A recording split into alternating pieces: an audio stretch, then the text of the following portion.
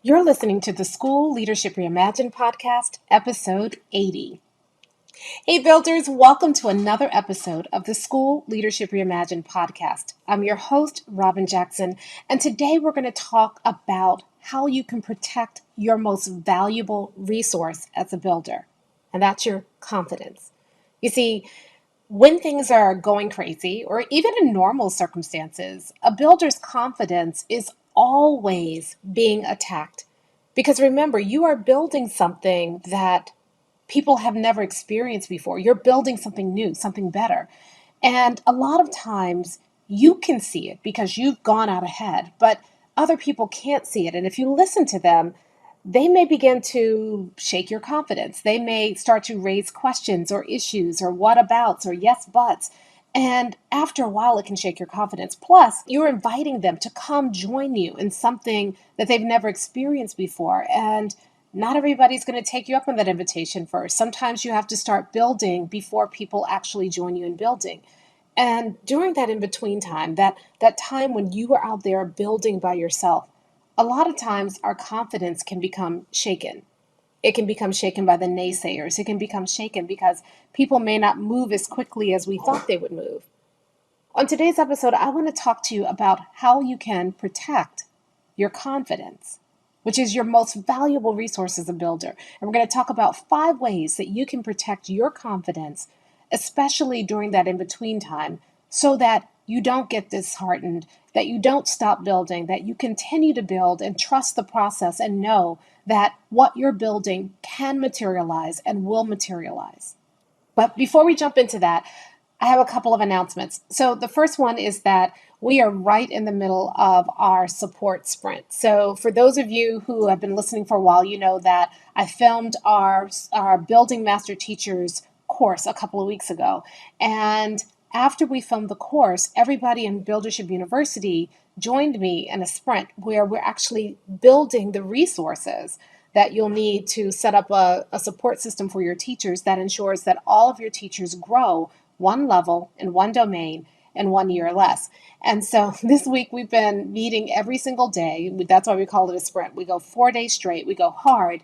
But at the end of those 4 days, everybody in Buildership University is going to have all of the tools they need to put the system in place. They're going to build out that system together so that once we're finished, they're going to put that system in place and they won't have to worry about creating another system for the rest of the year. They can just monitor that system and watch all of their teachers grow one level, one domain, 1 year or less. So it's been a lot of fun, and that's the kind of stuff that we're doing inside of Buildership University. It's not just a repository for trainings and courses and resources, although there's a ton of really valuable training inside of Buildership University. There are courses that you can take to help you develop better feedback processes for teachers and to help you be accountable and help your teachers be accountable. There are all kinds of other training resources there. And then we have a ton of just tools and exemplars and strategies and things for you to use to help you on your buildership journey. But in addition to that, we have a lot of live work. So inside of Buildership University, I am coaching you through the process. We are getting the work done. And a lot of times people want to know the difference between Buildership University and Builders Lab. So Builders Lab is where you go to get, your crash course in buildership.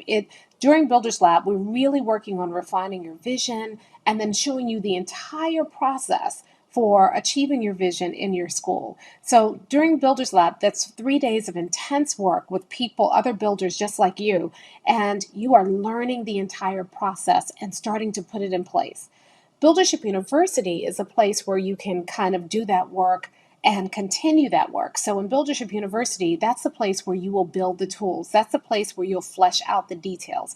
So Builders Lab gives you that crash course that helps you get started right away.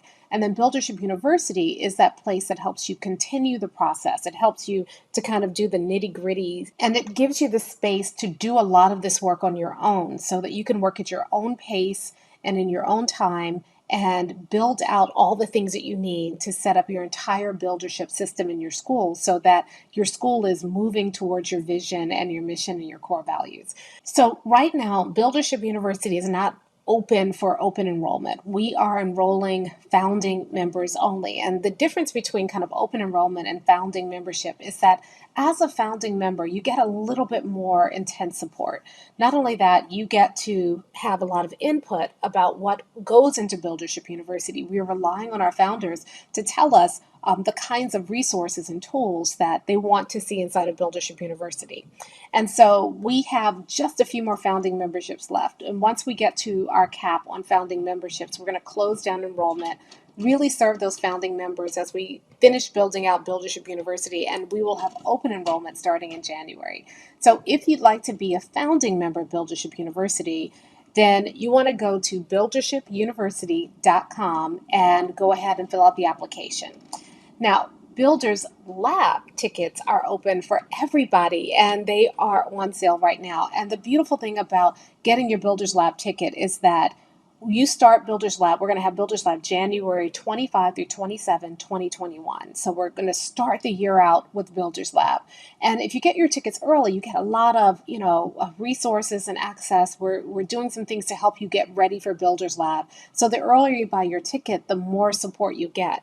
But not only that, when you come to Builders Lab, 3 days, intense work. We're working together to build out your vision, to help you figure out the process for creating your mission and your core values in your school, for figuring out what your school's one thing is, and then giving you the resources and tools to build out a 90-day plan for knocking down your biggest challenge in the next 90 days.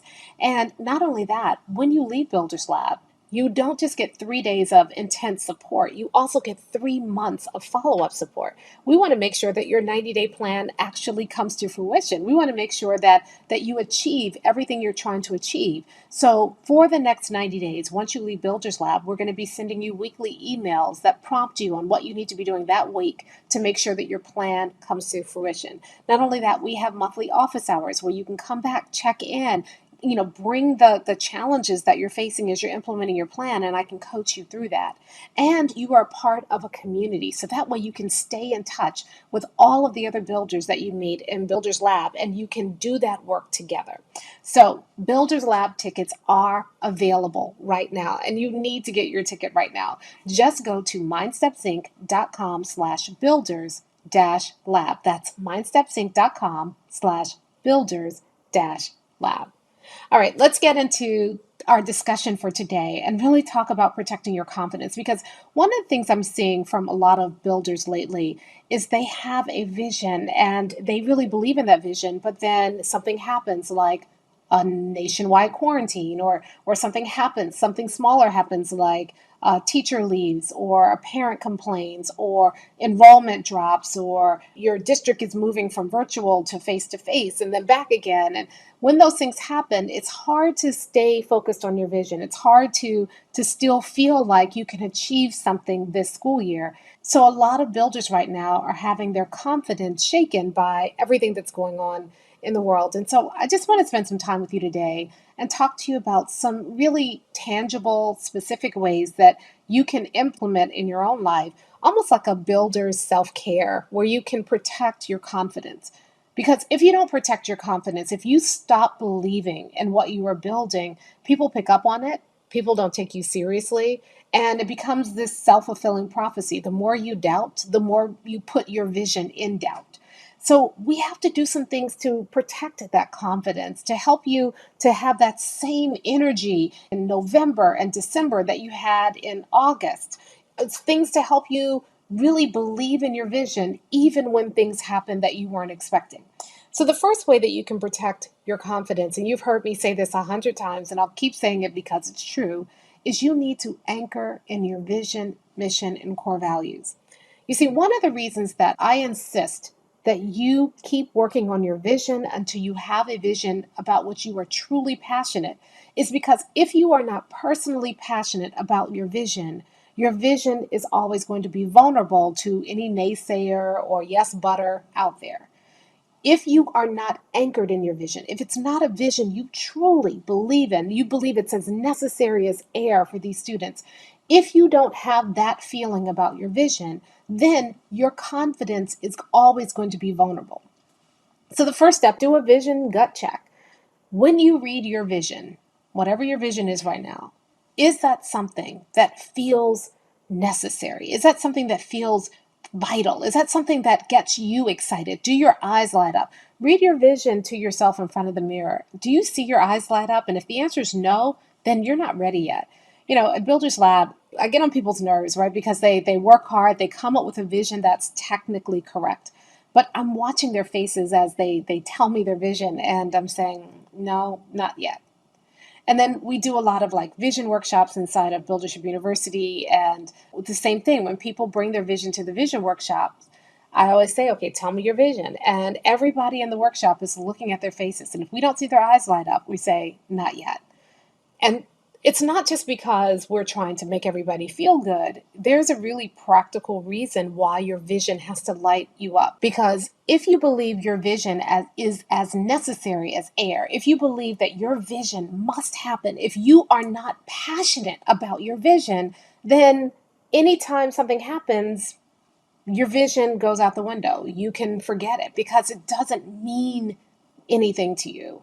And so the first step is you have to have a vision you're passionate about. And if you don't have a vision you're passionate about, that's where you want to start. Don't worry about the rest of your confidence. When you have a vision you're passionate about, you have confidence in that vision. No one can dissuade you from that vision. And it's going to take that level of focus and dedication and commitment to the vision to help you navigate your school through the tough times. So you must believe that your vision is necessary. You must believe in your mission. You must believe that your core values are non-negotiable. And when you do that, that's what gives you your anchor. That's what helps you to stay confident, even in the midst of crisis. Okay, the second thing is that you need to focus on the bright spots. Now, I first kind of started toying around with this concept when I read a book. It's by Chip and Dan Heath, and it's called Switch: How to Change When Change is Hard. And one of their suggestions was that you have to deliberately focus on the bright spots. And ever since I read that, I've been playing around with it myself, to protect my own confidence, but I'm also encouraging builders to do the same thing. And it's unbelievable how it can bolster your confidence. It doesn't mean that you don't pay attention to the things that are going wrong, but leaders kind of exclusively pay attention to what's going wrong. They're looking for problems and they're just looking to solve problems. So their focus is on problems, and that can become overwhelming. But when you're a builder, you have a vision. You have a plan for achieving your vision. You understand what your biggest obstacle is, so you're not worried about all the other obstacles at the moment. You have a singular focus on removing your biggest obstacle because you believe if you remove your biggest obstacle, that gets you closer to your goal, and then the next obstacle will appear. And so as a builder, you're not trying to solve all the problems or remove all the obstacles. You're focused on one, your biggest obstacle. And so it's a lot easier to focus on the bright spots when you're focusing on one obstacle, because as you're making progress towards removing that obstacle, you can see bright spots. You can see areas where you're making progress, and that can feed your confidence. So builders are, with that singular focus on their vision, mission, and core values, with that singular focus on removing their biggest obstacle, the bright spots are a lot easier for you to see. And when you see those bright spots, when you see where things are working, even under tough circumstances, it helps you to believe in your vision. When you see a classroom where the students, 100% of the students are achieving, it helps you believe that it can happen for your entire school. When you see a teacher who was struggling grow one level in one domain in 1 year or less, it gives you confidence that you can eventually get that teacher to mastery, and you can eventually help that teacher reach all students. When you see that the plans that you're executing, you're using your meeting rhythm and you're meeting regularly, and you're looking at the data and the way that we show you how to look at the data, and you start seeing that data move, those bright spots will bolster your confidence. But then you have to have a way to deliberately focus on those bright spots. If you are not intentional about looking for those bright spots, a lot of times they escape unnoticed. And so one of the things that I want you to do as a builder is to set up a system. Your meeting rhythm will help you do this. And if you don't know what I mean by meeting rhythm, we did an episode where I talked to you about stealing my meeting agenda. We'll put the link to that episode in the show notes. But using that meeting time and being intentional and deliberate, not just about dealing with the challenges you're facing, but also intentionally surfacing those bright spots, because that can bolster your confidence. That shows you that what you're doing matters. It matters to these students. It matters to these teachers. It matters in this way. And that can help you keep going, even when you're not there yet, even when it feels like you're not making the progress you want to make. Focus on the bright spots. One of the things that we do every meeting here at Mind Steps is we start the meeting by going around the table, and everybody has to share a win that week. And what that does is we know the rest of the meeting is going to be about, okay, what's not working? How do we fix it? But when we start the meeting intentionally by sharing that win, it helps us to realize we are making progress. We are seeing results. And that also changes the conversation that goes afterwards. It's not just, woe is me. We know it's working. We look at what's working. We try to figure out why it's working in this area, and we try to replicate that in other areas. Focusing on the bright spot gives us the focus and the hope that we need to protect our confidence. All right, so the third thing you want to do is that you want to measure yourself against your core values, your vision, and your mission, not against other people.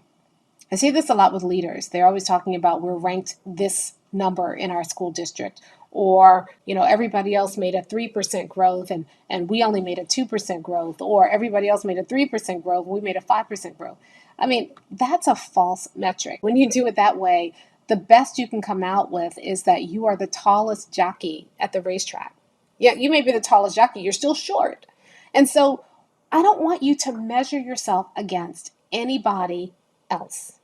I don't want you to measure yourself against an external metric. I want you to measure yourself against how close are we to achieving our vision, and are we making progress there? Is the work we're doing on mission or off mission? And are our core values inherent in our culture? Are our core values truly non-negotiable in our culture? And is everything that we're doing aligned with our vision, mission, and core values? That is the only measure that matters. I think a lot of us, our confidence gets shaken whenever we try to measure ourselves against some sort of external metric, something that somebody else who doesn't get buildership has created as a way to kind of rank people or as a way to kind of sort people. That can kill your confidence. If instead you say, okay, those metrics are out there, I get that. Those metrics are things that other people are using to measure me, I get that.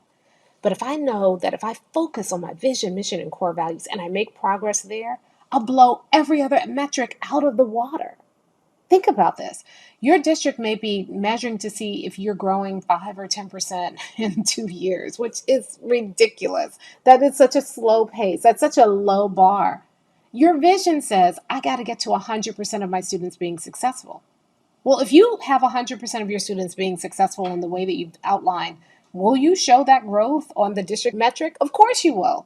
But you are not bound by that metric. You have a bigger vision, something that's bigger than the metric the district puts out. So that's what you want to focus on. If you measure yourself that way, then your confidence grows. And byproduct of that is that you also blow those other metrics out too. You far surpass what the district thinks you can do. Don't be limited by what a state or a district or some other governing body thinks you can do. Your vision is bigger than that. Don't be contained by that. Don't get caught up in what they're telling you matters. You focus on your vision, your mission, and your core values. You measure yourself against those. When you do that, the other metrics will take care of themselves. You'll be fine on those other metrics. But more importantly, you are achieving things that matter to you, to your students, and to your school. So that's the third thing. Now, the fourth thing you need to do to protect your confidence is that you need to surround yourself with other builders.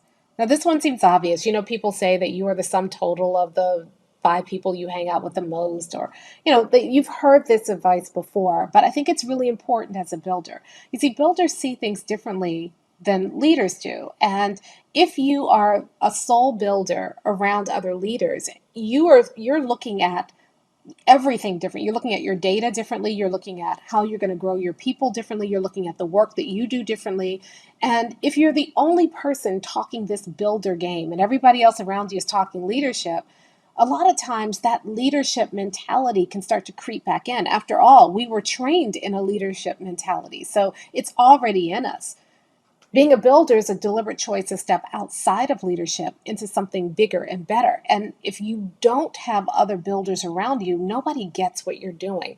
And they can often naysay what you're doing. They can often ask questions that may be well intentioned, but can shake your confidence.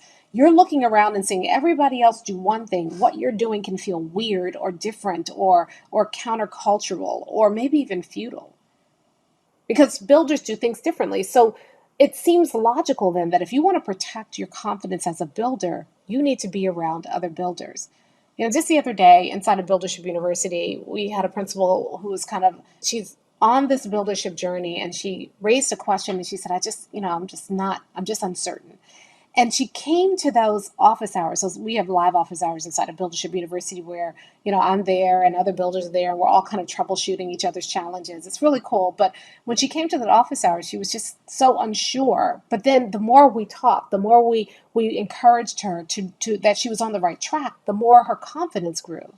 I've had other people come to office hours and are like, well, I want to try to share my vision story. And then somebody else says, I did it last week. And it was amazing. We've been on office hours where someone says, well, I'm not sure what to do with my team right now. And then somebody says, I just did it with my team. Here's my email. We can set up a time. We can chat. I'll share all the tools. And so that kind of support that you're getting with other builders helps bolster your confidence. Now, you don't have to join Buildership University to get that. You can just find and reach out to other builders. We have a free Facebook group that's full of builders, listeners of the show, and you can post questions inside of that Facebook group. It is a closed group, which means that it's not going to be splashed all over Facebook, but you can post your questions inside of our School Leadership Reimagined Facebook group, and it's a place where you can hang out with other builders, and that can bolster your confidence. It lets you know, I'm not crazy. This thing works, and it will work for me if I do it, if I work the plan. And so the more that you surround yourself with other builders, the more confident you become in your own buildership. The more that you surround yourself with leaders, the more you begin to slide back into that leadership mentality and you start to doubt yourself. You start to doubt whether or not 100% vision is really realistic with our kids during these times. When you're around builders, there are people who are working on their own 100% vision. There are people who have already achieved their first vision and are working on their second vision for their school. And that bolsters your confidence. So you need to surround yourself with other builders to protect your confidence. All right, the last thing I'm going to share with you today is that this one is a hard one because it really is about criticism. One of the things that shakes my confidence the most personally is criticism. I have a hard time with it. I'm a mastery-driven person. Those of you who heard me talk about Will Jarvis, you know what I mean by mastery-driven. And so when people criticize something I'm doing, I take it really hard. I probably take it harder than I should. And not only that, I'm also very hard on myself. I'm very critical about some of the stuff that I do because I want it to be right. I want to make sure that I'm serving you as best as I can. And so one of the things that I've had to learn myself to protect my own confidence is that I have to turn criticism on its head. You see, when criticism comes to me, the first thing I look at and I say, is there any merit to this criticism? Is this somebody just hating on what I'm doing or somebody who doesn't understand what I'm doing because I'm building and they're leading? If that's true, then I'd say, okay, well then I need to make my message more clear. If there's some merit to the criticism, if their criticism is accurate, if they're pointing out something that I need to bolster, then instead of getting devastated by the criticism, I become thankful for the criticism because it's making me better. So if you are worried about criticism, if you are facing criticism, and you will, because buildership is so different than leadership, that a lot of times people will be critical of what you're doing, rather than letting that criticism kind of devastate you or chip away at your confidence, welcome the criticism, turn it on its head. A lot of times builders don't like the explore stage of the transformation process because during the explore stage, we're saying you have to intentionally surface criticism and complaints and constraints. And they hate that phase. And I'll be honest, I'm not a fan of that phase either. Sometimes it feels really hard. But if I understand how that fits in the bigger scheme of things, if I know that I'm going to take that explore phase where people are, raising all the things that could go wrong with my plan, if I take that and use it right, if I turn that on its head, then every time somebody complains or criticizes, it's just making my plan stronger. And for those of you who don't know what I mean by the explore stage, let me kind of go back and explain. So we have a six-part transformation process. One of the things you do at Builders Lab is you build out this plan. So it starts with kind of figuring out what your vision is, and then what's your biggest obstacle to achieving your vision, and then how do you remove that obstacle in the next 90 days. So the 90-day plan has 6 stages. And the second stage of that 90-day planning process is the explore stage. During the explore stage, you intentionally surface complaints. By now, you shared your vision. So during the excite stage, which is the first stage, you share your vision and you talk about what you think the school can achieve. You talk about the biggest obstacle. You talk about how you're going to remove the obstacle. You share kind of what you're going to do. You lay everything out. Then the very next stage is that you intentionally ask people to say, what are all the reasons why you think this wouldn't work? What are all the questions that you have? What are all the doubts that you have? You don't let those surface on their own. Instead, you give people a place where they can actually raise those doubts, raise those criticisms, raise those concerns. And the reason you're doing this is because people have them anyway. So rather than being afraid of them, turn criticism on its head. Create a place where people can bring that criticism.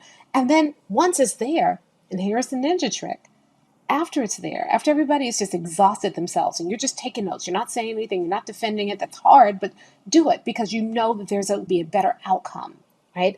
So you're not just getting beat up, you're taking all this down. Then you put it back with the people and you say, of all these concerns, which one is the biggest one to you? And now they have to argue about, well, that criticism is okay, but this one's really important. And as they're doing that, they are talking themselves out of the very criticisms they just raised. By prioritizing the criticism, by not you doing it, by having them do it, they are now talking about and prioritizing and contextualizing their own criticism. You've turned their criticism on their heads. And then once they come to agreement, this one is the biggest obstacle, then they have given you the key to getting them involved. So what you say to them is, if we remove this obstacle, which you feel like is just standing in the way of us getting started, if we were to remove this obstacle, would that be enough for you to get started? And once they agree, yeah, if you remove this obstacle, then we could get started. They have just told you what it will take to get everybody moving towards your vision and your plan, what it will take to get everybody actively engaged in your plan. They've just made a contract with you. So then you go about, instead of trying to solve every problem that they raise, you solve their biggest problem. They see that quick win. It creates momentum. They've made a contract with you. You remove this obstacle, I will get engaged. You remove the obstacle, they get engaged. Easy peasy, lemon squeezy. You've taken their criticism, which could really chip away at your confidence, and you've turned it on its head so that now their criticism gives you your next step. And you know it will work because they told you. You don't have to guess. You don't have to figure it out. You can walk in confidence that obstacle, if you remove it, will get everybody engaged and started because they told you. They spent time prioritizing it for you. You've turned criticism on its head. So what I'm sharing with you today, and there are probably other things you can do as well, but I'm sharing with you some of the top 5 things that a lot of builders I'm working with right now are using to protect their confidence. The more you do this, the more that you begin to protect your confidence, whether it's your confidence about giving teachers feedback or your confidence about moving towards your vision or your confidence about even sharing your vision, the more that you anchor in your core values, vision, and mission, the more that you focus on the bright spots, the more that you measure yourself against your core values, vision, and mission instead of some sort of other measurement or metric, the more that you surround yourself with other builders, and the more that you learn how to turn criticism on its head, the less your confidence gets attacked, the less you get attacked, the more confident you can feel. You are protecting your confidence. When you protect your confidence, it allows you to be creative in crisis. It allows you to project that confidence to your staff so that your staff doesn't get stressed out. You know, in the schools where we have established builders in those schools, their staff is not stressing out right now. Sure, the district is doing its thing, or the state or their province is doing its thing, and they're making, crazy demands or changing things or not being transparent about the decision-making process. They're struggling with the same challenges that everybody else is struggling with. But in those schools, because the builder has this confidence that can't be shaken. People look at that builder and they say, well, they're not stressed out, so maybe I shouldn't be stressed out. They seem to have a plan that they believe in, so maybe I'll trust their plan. You just don't see the same level of strife and stress and burnout as you see in other buildings. So protecting your confidence is not just about you. Protecting your confidence is about your staff. That's why it's your biggest asset. If you have confidence, not only can you move forward in uncertain times, but when your staff sees you doing that, it calms them down. It gives them the assurance that they're going to be okay. So I want to challenge you. Check in with your confidence. How's your confidence doing? And are you taking deliberate, specific measures to protect your confidence? Because it's the only way that you're going to be able to move forward in the uncertain times like a builder. That's it for today. I'll see you next time.